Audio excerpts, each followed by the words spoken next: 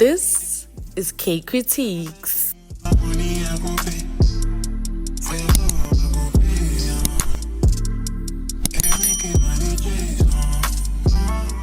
Hello everybody and welcome to another episode of Kay Kritiques, where we discuss all things South African television. And today we are diving into Spinners Season 1 Episode 4 and 5. So without any further ado, let us get into this video. Now, we last left off in episode 3 where Ethan was busy fiddling with the envelopes and this guy caught him and called Hercules and they then get shot. Actually starts with Damien just calling a meeting. He's telling everybody to stand down. He's like, we don't have the best weapons. We need cash so that we can buy the proper weapons and get more men in order to be able to attack Vernon and Lester, because we can't do it with these weapons that we have. And so we then find out what exactly these foreigners actually wanted him to do, what these Europeans wanted him to do, which is that they wanted somebody to rob their van that's carrying platinum.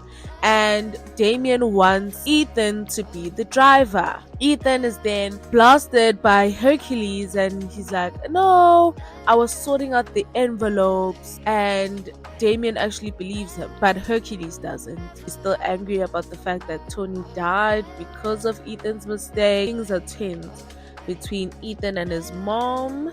Ethan, I feel like he's waiting for her to just leave them again. Ethan is basically waiting for his mom to mess up again, waiting to pick up the pieces. He doesn't want to get too close and trust his mom because he's afraid that his mom will relapse and then it's gonna backfire on them, right? But in the process, because now the mom is back, he's been neglecting Byron, his brother. He hasn't been taking care of him. He hasn't been home. How are you then going to ensure that your brother has a safety net, a cushion, a safe space if you're not around? Like, what if your mom decides she's going to go back on drugs and leave Byron all alone while you're out gallivanting with either the gangsters or the spinning crew? Like, who's taking care of your little brother? If you're the one who's like, I've always been taking care of you and I'll still take care of you, why aren't you doing that when the mom is there? So he's basically taking advantage of his mom's presence while also at the same time wanting the mom to leave. Like, Ethan, make it make sense, my brother. We finally get to meet Vernon and Lester. Obviously, the police have been following around Damian and his men because they're waiting for Damian to retaliate. So Damien tries to throw them off the scent. What does he do? He goes to Vernon and Lester and they go to Sylvester, and I'm like, who is this Sylvester guy? Because even in the first few episodes we saw Sylvester talking to Damien and being like, I do not want any bloodshed on my turf, I don't want any drama, we keep it clean over here, and I'm gonna talk to Vernon and Lester and then I'll relay the message back to you.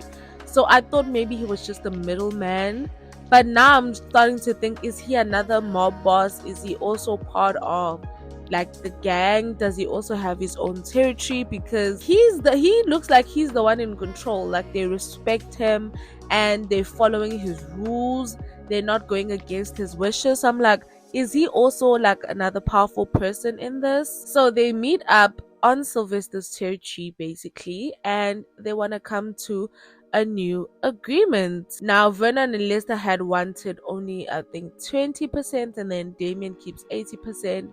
So now they're like, no, that was the old agreement. Now we need to have a new agreement, new terms, and they fight, and I think they ended up with a bigger chunk of the profits where they're able to manufacture, produce and sell and get a bigger chunk of the profits, and Damien is basically gonna get a bit less. But obviously Damien is just doing this to throw the police off the scent, not because he actually agrees with the terms. Even though he shook on it, he's just like, there is absolutely no ways that I'm gonna give these people so much power, because Damien Santi is also getting older and is also dying, so I doubt that he would want Vernon and Lester to take over if anything happens to him, which we actually figure out what is wrong with Damien. It's actually cancer. I had predicted maybe like multiple sclerosis or something along those lines, of brain tumor, but it actually is cancer, and he's trying chemotherapy. I think he's trying to at least survive. Maybe the doctors told him there's still a chance. Maybe he's not at a certain stage where there's nothing that you can do, where it's just a matter of managing it until it's time.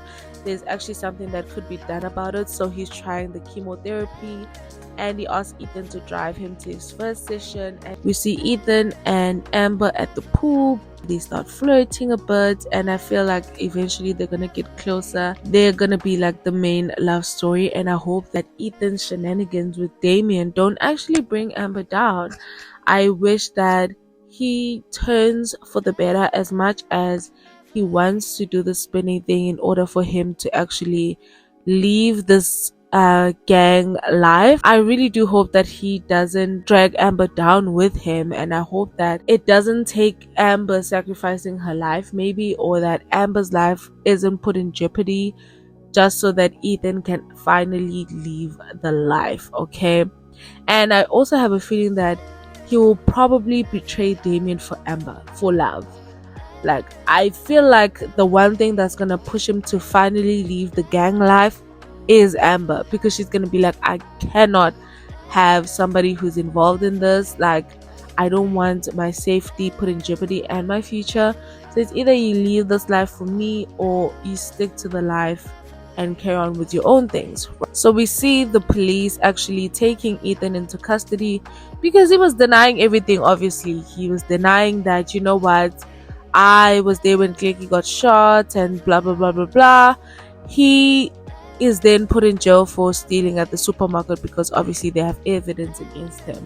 But then now we see this officer takes Ethan to the creek. He doesn't do anything by the book. Like, he takes Ethan out of police custody, goes to a creek, threatens him, almost kills him, almost throws him off the creek, and it's just a mess. Now at this point, Ethan got arrested the day before they had to go to the Red Bull event for the sponsor to see them for this 400k. So he's late now already, because he's in prison, and now also because this police officer has now taken him to the middle of nowhere and left him there with a broken arm. So Ethan is late, he has a broken arm. Shane and the crew managed to stall him a bit so that at least Ethan gets there. We see Amber doing her tricks. She's very good.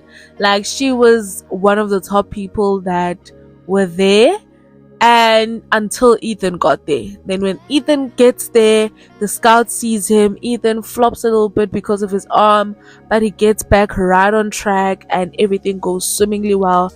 The guy's like, Ethan is very very good, he's got that fire. Now tell me why, Amber girl, you know what, this is what jealousy gets you, this is what envy gets you, this is what greed gets you. Because she did so well, but she hadn't noticed, or they didn't do a thorough check to see that there was some fluid that was leaking. I'm not really a car person, so I don't really know what that fluid is. But then she got through her set and she was perfectly safe, she was perfectly fine. But then after Ethan's round, she then gets jealous, because she's like, people are gonna think that he's better than me, the scout is impressed with him, I need to go out there and do another trick so that I'm the best. Meanwhile, at the pool, when they met each other, Amber was like, you need to come to the spinning event because you're gonna be my competition, blah blah blah. But now that he's actually competition, you're getting scared and you're getting jealous. Like, make it make sense to me. Make it make sense to me. So then anyway, she goes back into the car, she's doing her trick, she's hanging out of the car, and as soon as she gets inside, I don't know what happens to the gear locks or something, and now she can't control the car crashes and she gets on fire. Now she catches fire, and I'm like, what were you doing in the first place? Because you already went.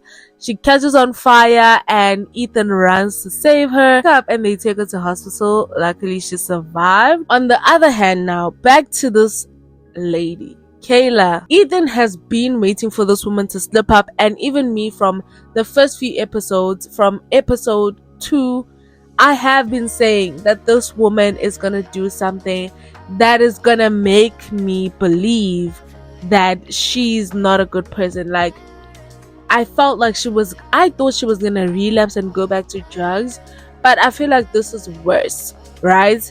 Because the drug thing, her relapsing, her leaving, that is sort of like expected of her. But this, nah, girl, you've gone too far this time. So she got this job working at a seamstress where they sew clothes and stuff like that. She then sees her boss ordering like materials and finds out that it's quite expensive. This girl steals it. Like, I get why, because she needed money to pay for daycare and she wanted an advance, and the boss was like, I've been burned too many times, I don't think I can give you an advance.